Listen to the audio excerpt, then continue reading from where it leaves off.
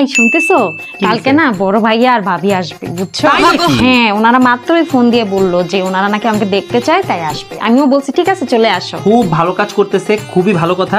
আমি এখনই বাজারে যাচ্ছি, আর তুমি সবকিছু প্রিপারেশন নাও, ঠিক আছে?